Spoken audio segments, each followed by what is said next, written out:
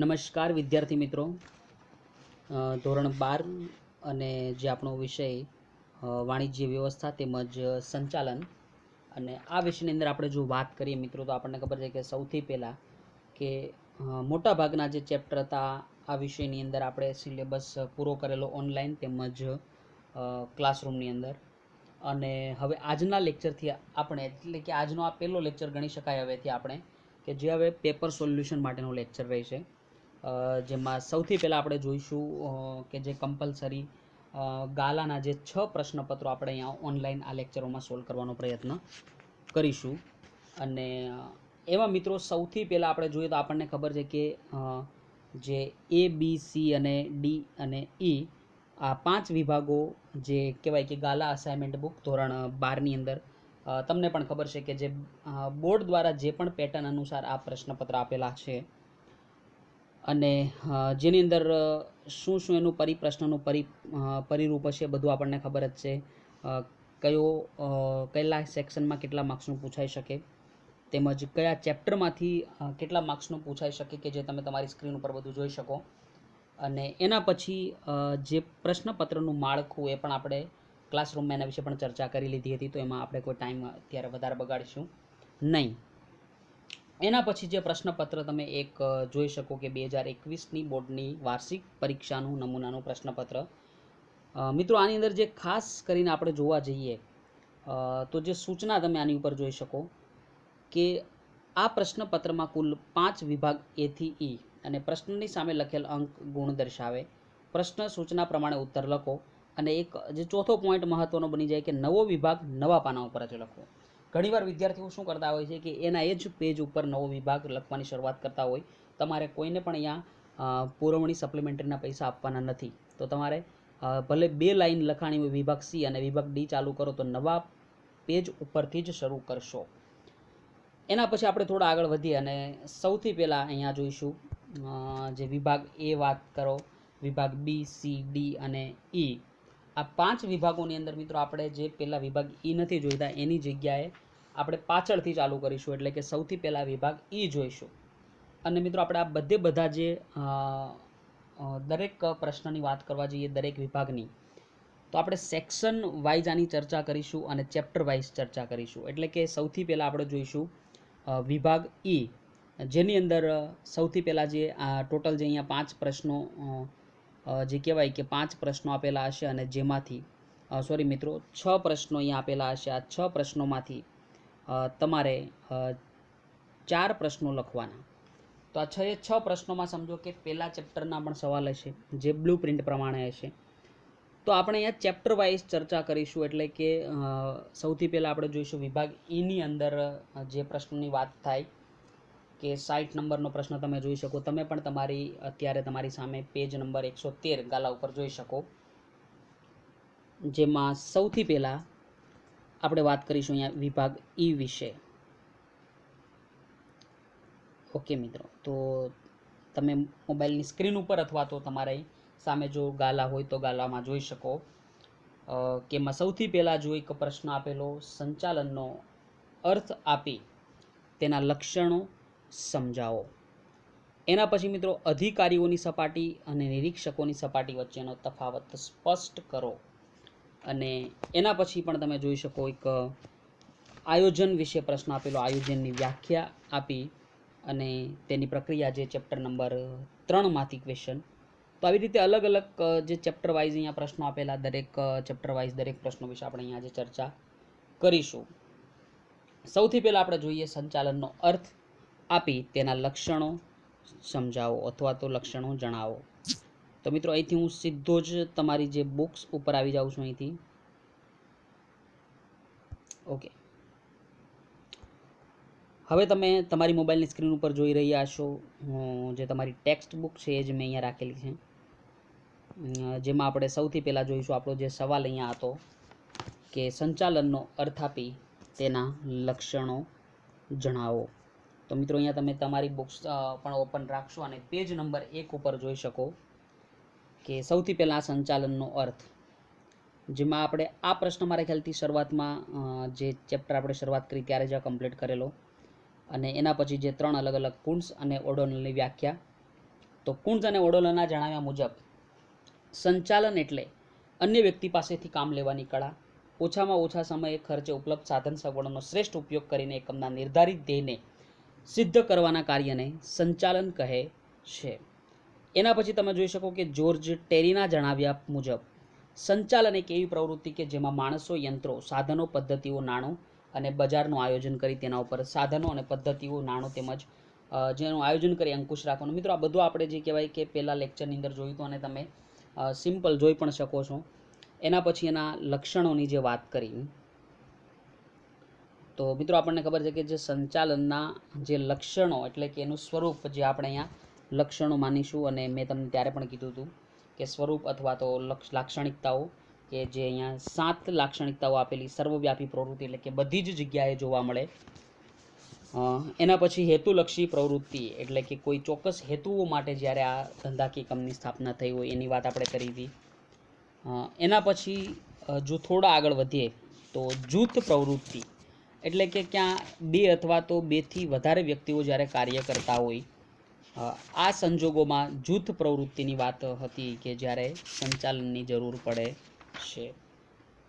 અને એના પછી જો વાત કરીએ તો સતત ચાલતી પ્રવૃત્તિ એટલે કે સંચાલન એ સતત ચાલતી પ્રવૃત્તિ, એકવાર શરૂ કર્યા પછી પણ તેને અટકાવી શકાતી નથી. માનવીય પ્રવૃત્તિ, નિર્ણય પ્રક્રિયા અને વિજ્ઞાન, કળા અને વ્યવસાય. તો મિત્રો, આ પ્રશ્ન ઉપર હું એટલા માટે ભાર નથી દેતો કે આપણે ક્લાસરૂમમાં વ્યવસ્થિત રીતે આ પ્રશ્ન વિશે ચર્ચા કરી હતી, અને ત્યારે જે મહેનત આપણે આ પ્રશ્ન પાછળ કરી હતી બધાય મારા ખ્યાલથી તમને ઘણા ખરા વિદ્યાર્થીઓને ખ્યાલ પણ હશે. તો આના ઉપર આપણે વધારે અત્યારે ટાઈમ નથી બગાડતા અને આગળના પ્રશ્ન તરફ આગળ વધીએ. ઓકે, તો મિત્રો તમે અહીંયા હવે જોઈ શકો છો બીજો જે પ્રશ્ન, અધિકારીઓની સપાટી અને નિરીક્ષકોની સપાટી. તો આના વિશે પણ તમને ખ્યાલ જ હશે કે આપણે જે બીએની અંદર જોયું કે ટોટલ 3 સપાટી હતી: ઉચ્ચ સપાટી સંચાલન, મધ્ય સપાટી સંચાલન અને તળ સપાટી સંચાલન. તો આ 3ની અંદર આપણે જ્યારે વાત કરી હતી કે ઉચ્ચ સપાટીની અંદર અને મધ્ય સપાટીમાં અધિકારીઓ તેમજ નિષ્ણાત અધિકારીઓનો સમાવેશ થાય અને તેને અધિકારીઓની સપાટી તરીકે પણ ઓળખાય. જ્યારે નિરીક્ષકોની જે સપાટી હતી કે જે તળ સપાટી તરીકે ઓળખાતી હતી, તળ સપાટી હું અહીંયા લખી પણ નાખું, અને અધિકારીઓની સપાટીમાં મધ્ય સપાટી સંચાલન. તો આના વિશે આપણે ચર્ચા કરી હતી. હવે આ બંનેનો તફાવત અહીંયા સ્પષ્ટ કરવાનો થાય. એના વિશે જો એકવાર આપણે તફાવત પણ જોઈ લઈએ. પહેલાં આપણે ટેક્સ્ટ બુક્સમાં એકવાર જતા રહીએ. ઓકે,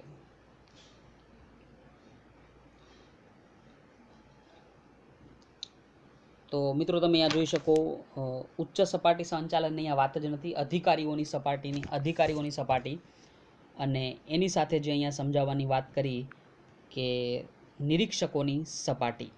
તો આ બંને સપાટીની અંદર જો વાત કરીએ તો અધિકારીઓની સપાટી એટલે કે મધ્ય સપાટી સંચાલન, કારણ કે તમે અહીંયા જોઈ શકો આ સપાટીને અધિકારીઓની સપાટી તરીકે ઓળખવામાં આવે એટલે કે મધ્ય સપાટી સંચાલનની અહીંયા વાત થઈ.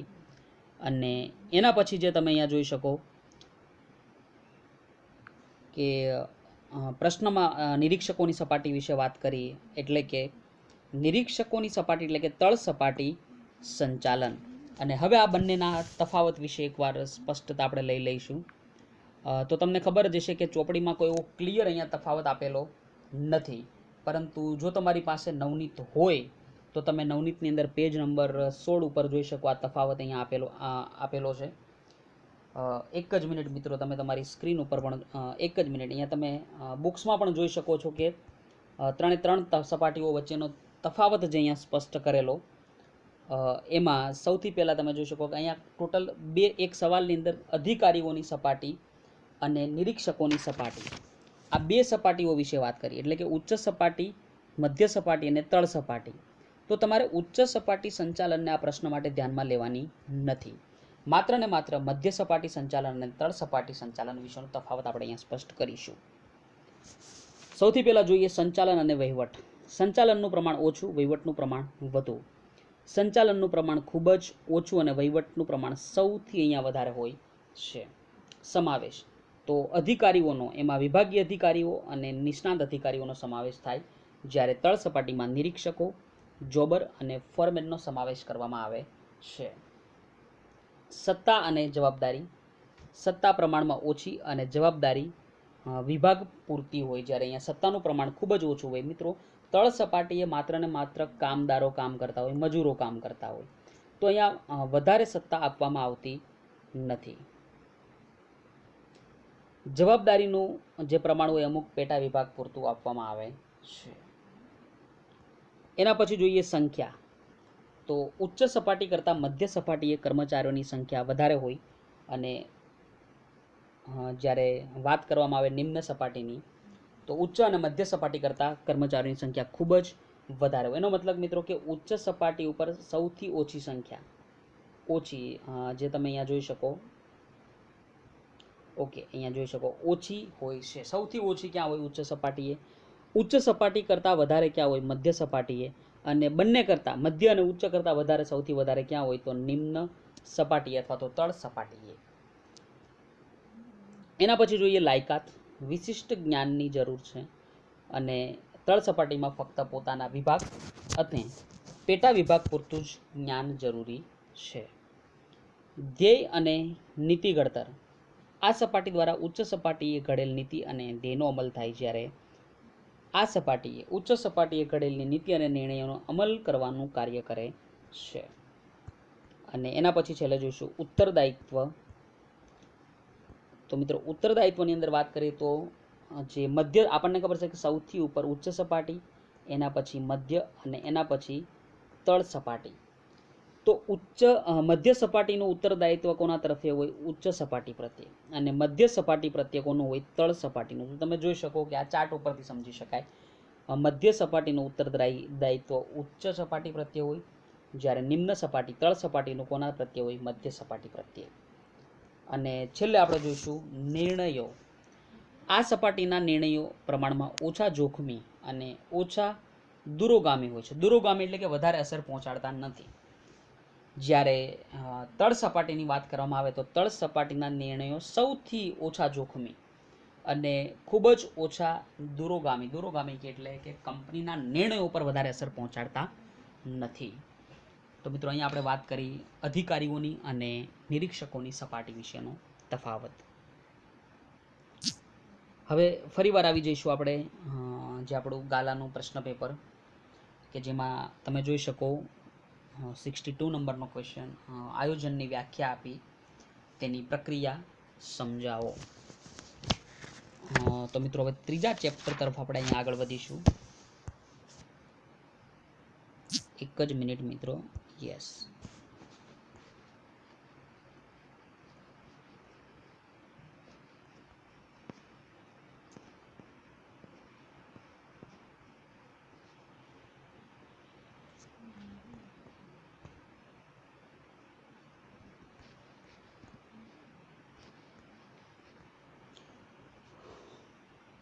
ઓકે મિત્રો, તો હવે તમે ચેપ્ટર નંબર 3 ઉપર જોઈ શકો. પેજ નંબર પણ આપી દઉં તમને. પેજ નંબર 29 નંબરનું પેજ, આયોજન. અને તમે તમારી ગાલામાં જોઈ શકો ક્વેશ્ચન, આયોજનની વ્યાખ્યા આપી, તેની પ્રક્રિયા સમજાવો. તો આયોજન એટલે શું? જે તમે અહીંયા જોઈ શકો, આયોજનની વ્યાખ્યા અલગ અલગ નિષ્ણાંતોએ આપેલી. આયોજનનું કાર્ય એટલે પસંદગીનું કાર્ય. અને જ્યોર્જ આર ટેરીના જણાવ્યા પ્રમાણે કાર્યની યોજના એટલે પરિણામોની પૂર્વ વિચારણા, કાર્યને અનુસરવાની નીતિ, તબક્કા અને ઉપયોગમાં લેવાતી પદ્ધતિ નક્કી કરવી.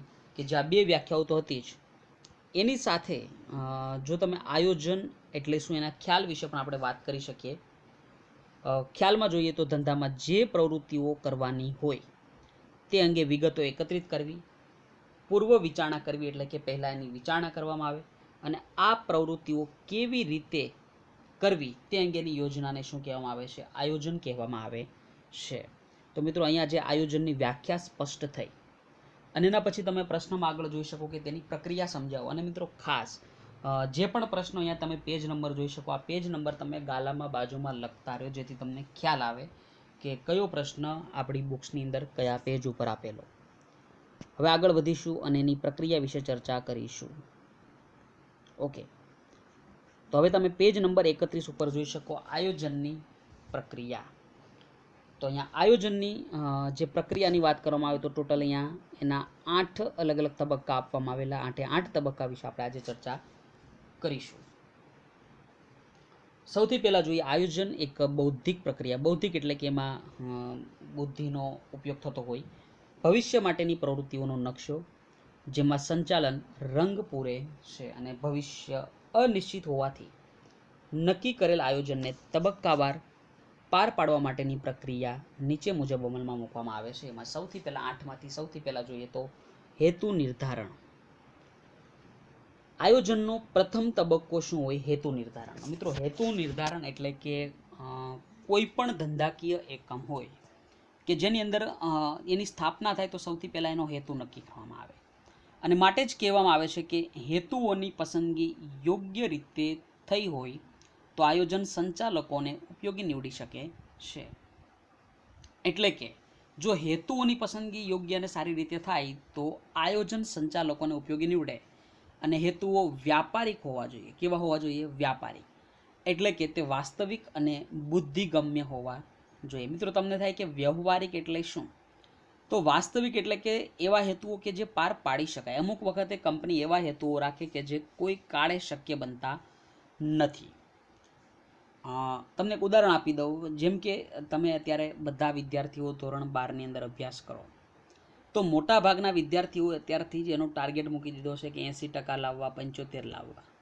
હવે આજ સુધી એવા પણ વિદ્યાર્થીઓ કે આજ સુધી જે ક્યારે 50% પણ લાવેલા નથી. હવે આ વ્યક્તિ જો એવો હેતુ અહીંયા નિર્ધારણ કરે કે આપણે 90% લાવવા, તો મિત્રો આ જે કહેવાય વ્યવહારિક હેતુ એનો કહેવાતો નથી. કારણ કે આજ સુધી એને ક્યારેય ધોરણ 1 શું સિનિયર કેજી, જુનિયર કેજીમાં પણ જો 50% નથી આવેલા, એવા વ્યક્તિ ધોરણ 12 માટે આવો હેતુ રાખે તો આને વ્યવહારિક હેતુ કહેવાય નહીં. આયોજનના આધાર સ્પષ્ટ કરવા. હેતુઓની સ્પષ્ટતા કર્યા પછી આયોજનને પાર પાડવા માટે તેના આધારોની સ્પષ્ટતા જરૂરી. આ આધારો એટલે અનુમાનો અને પૂર્વધારણાઓ. એકમને અસર કરતા આંતરિક અને બાહ્ય પરિબળોને ધ્યાનમાં રાખી પૂર્વધારણાઓ કરવામાં આવે છે. પૂર્વધારણા એટલે કે પહેલાંની ધારણાઓ કરવામાં આવે અને આ આધારો જો સ્પષ્ટ અને ચોક્કસ ન હોય તો આયોજન સફળ થતું નથી. માહિતી એકત્રિત કરી તેનું વિશ્લેષણ કરવું. આયોજનના આધારો સ્પષ્ટ કર્યા બાદ આયોજન માટે જરૂરી માહિતી પ્રત્યક્ષ કે પરોક્ષ રીતે એકત્રિત કરવામાં આવે છે. એટલે કે મિત્રો, આપણે આયોજનના આધાર જોઈ લીધા કે જેની અંદર આયોજનને એકમને અસર કરતા જે આંતરિક અને બાહ્ય પરિબળો હતા. તો આધારો સ્પષ્ટ કર્યા બાદ જે પણ માહિતીની આપણે જરૂર છે આ માહિતી પ્રત્યક્ષ અથવા તો પરોક્ષ રીતે આપણે એકત્રિત કરીશું. તેનું વર્ગીકરણ કર્યા બાદ વિશ્લેષણ અને અર્થઘટન કરવામાં આવે છે અને જેના આધારે પૂર્વાનુમાન કરવામાં આવે તો ભવિષ્યમાં આયોજનના સચોટ પરિણામ મળે છે. વૈકલ્પિક યોજનાની તૈયારી કરવી એટલે કે જરૂરી માહિતી એકત્રિત કરી તેનું વિશ્લેષણ અને અર્થઘટન કર્યા બાદ વૈકલ્પિક યોજનાનું ઘડતર થાય છે. એકમના ધ્યેય સિદ્ધ માટે અનેક વિકલ્પો હોય. મિત્રો, તમારી પણ જો વાત કરવામાં આવે કે તમારે સમજો કે કોઈ પણ જગ્યાએ જવું હોય તો એના માટે અલગ અલગ ઘણા બધા રસ્તાઓ હોય, અલગ અલગ ઘણા બધા વિકલ્પો હોય. તો એવી જ રીતે ધંધાકીય એકમનો હેતુ સિદ્ધ કરવા માટે ઘણા બધા વિકલ્પો હોય આપણી પાસે. આ તમામ વિકલ્પોની યાદી એક તબક્કે તૈયાર કરવામાં આવે. દાખલા તરીકે કોઈ વસ્તુનું ઉત્પાદન કરી વેચાણ કરવું કે તૈયાર વસ્તુ ખરીદીને વેચાણ કરવું. ઘણીવાર સમજો કે આપણે કોઈ પણ વસ્તુ એ નામની વસ્તુ બનાવીએ તો અહીંયા પ્રશ્ન થાય કે આ વસ્તુનું વેચાણ કરવા માટે આપણે ઉત્પાદન કરીશું કે અન્ય વ્યક્તિ પાસેથી ખરીદી અને આનું વેચાણ કરીશું. તો આ બે અહીંયા એને વૈકલ્પિક માર્ગો મળેલા. વિકલ્પોની વિચારણા કરવી કે જે હમણાં આગળનો પોઈન્ટ જોયો, આ વિકલ્પોની યાદી તૈયાર થાય અને એના પછી જે કહેવાય કે એના અંગે વિચારણા કરવામાં આવે છે અને એક બૌદ્ધિક પ્રક્રિયા. વિચારણા કરતી વખતે ગાણિતિક તથા આંકડાશાસ્ત્રીય પદ્ધતિનો ઉપયોગ કરવો પડે છે અને એના માટે ધંધાકીય એકમ કાર્યાત્મક સંશોધન ઓપરેશન રિસર્ચ દ્વારા એક આદર્શ યોજના તૈયાર કરે છે. ચોક્કસ યોજના સ્વીકારવી કે જે શ્રેષ્ઠ યોજનાઓ એનો સ્વીકાર કરવામાં આવે. ગૌણ યોજનાનું ઘડતર અને ચકાસણી. તો મિત્રો ગૌણ યોજના એટલે કે જે મુખ્ય યોજના હોય એની બીજી ગૌણ પણ હોય. મૂળ યોજનાને અનુરૂપ અથવા મૂળ યોજનાને સહાયરૂપ થાય તે અંગેના પ્રકલ્પો અને વિકલ્પો વિશે વિચારવામાં આવે તેને ગૌણ યોજના તરીકે ઓળખવામાં આવે છે, જે ખાસ અંડરલાઈન કરી દેજો. દાખલા તરીકે કાર બનાવતી કંપની ટાયર બનાવવા કે બહારથી ખરીદવા તે અંગે નિર્ણય કરે તેને ગૌણ યોજના કહી શકાય. આ ગૌણ યોજના તૈયાર કર્યા બાદ સફળતા અંગેની ચકાસણી કરવી અને જેથી ભવિષ્યમાં યોજનાને કોઈ અવરોધ પહોંચે નહીં. અને મિત્રો છેલ્લે જોઈશું યોજનાનું મૂલ્યાંકન એટલે કે ગૌણ યોજનાનું ઘડતર અને ચકાસણી કર્યા બાદ સમગ્ર યોજનાનું મૂલ્યાંકન કરવામાં આવે અને એકમમાં જ્યારે જરૂર જણાય ત્યારે ત્યાં યોજનાના મૂલ્યાંકન માટે નિષ્ણાંતો અને સલાહકારોની મદદ લેવામાં આવે છે, જેથી અભિપ્રાય સાચો મળે અને યોગ્ય નિર્ણય લઈ શકાય. આયોજન એ સતત ચાલતી પ્રક્રિયા.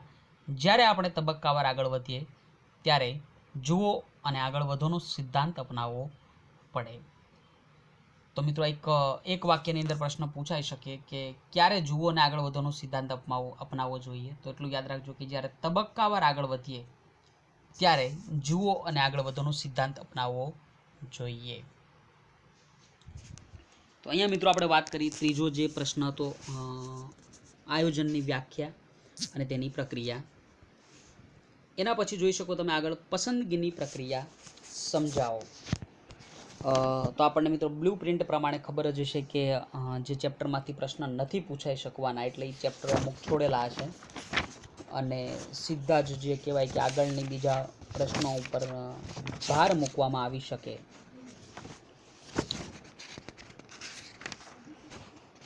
ઓકે, તો હવે જે પ્રશ્ન છે પસંદગીની પ્રક્રિયા સમજાવો. ચેપ્ટર નંબર 5માંથી આ પ્રશ્ન અહીંયા મૂકવામાં આવેલો. તો હવે આપણે પ્રશ્ન નંબર 5 તરફ આગળ વધીશું.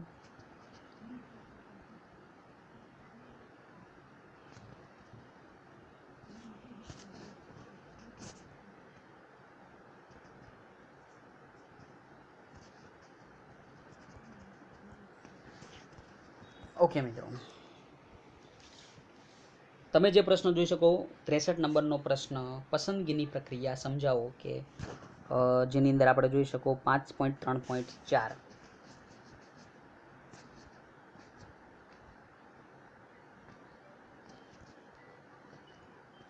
ઓકે,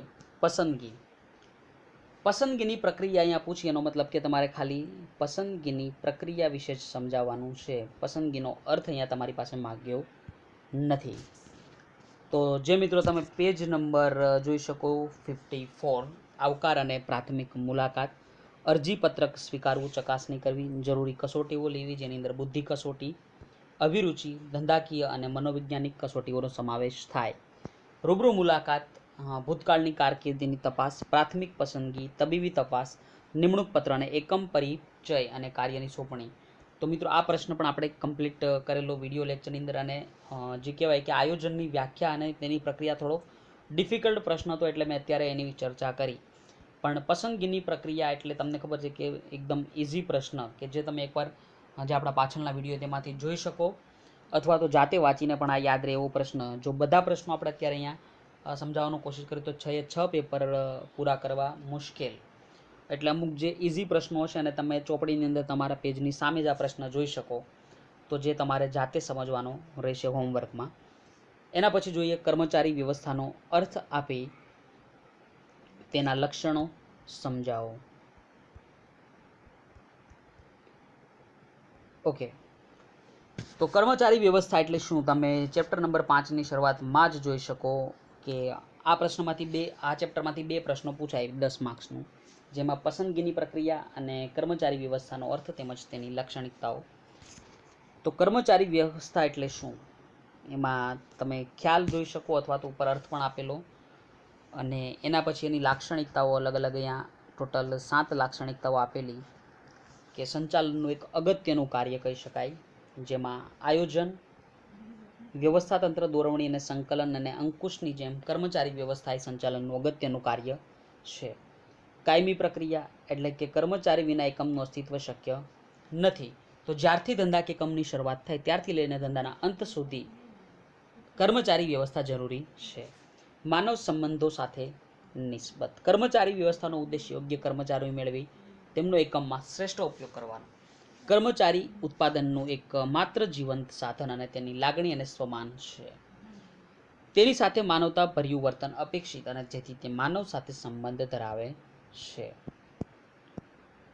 એના પછી જોઈએ તો પ્રવૃત્તિઓ ગતિશીલ બને, એટલે કે યોગ્ય કર્મચારી વ્યવસ્થાને કારણે એકમની દરેક પ્રવૃત્તિઓ ગતિશીલ બને છે અને અન્ય કાર્યો સાથે સંબંધ, તો આયોજન, વ્યવસ્થા તંત્ર, દોરવણી, સંકલન અને અંકુશ સાથે કર્મચારી વ્યવસ્થા સંબંધ ધરાવે. વિસ્તૃત પ્રવૃત્તિ ફક્ત કર્મચારી કલ્યાણની પ્રવૃત્તિ નથી, પરંતુ કર્મચારીઓ મેળવવા, કેળવવા, જાળવવા અને તેમનો વિકાસ કરવાનું કાર્ય. અને છેલ્લે જોઈશું મૂડી ખર્ચ, એટલે કે મિત્રો કર્મચારી મેળવવા માટે જે પણ ખર્ચ કરેલા હોય આ દરેક ખર્ચને મહેસૂલી એટલે કે ધંધાનો ખર્ચ ન ગણતા મૂડી ખર્ચ ગણવા જોઈએ. જે તમે તમારી બુક્સમાં પેજ નંબર 50 ઉપર જે આપણે આખો પ્રશ્ન જોયો કર્મચારી વ્યવસ્થા અને તેના લક્ષણો. અને એના પછી જોઈશું માસ્લોની જરૂરિયાતોનો અગ્રતા ક્રમ.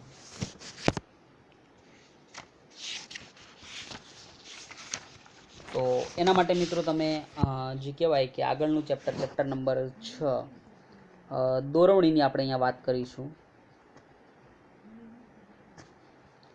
ઓકે,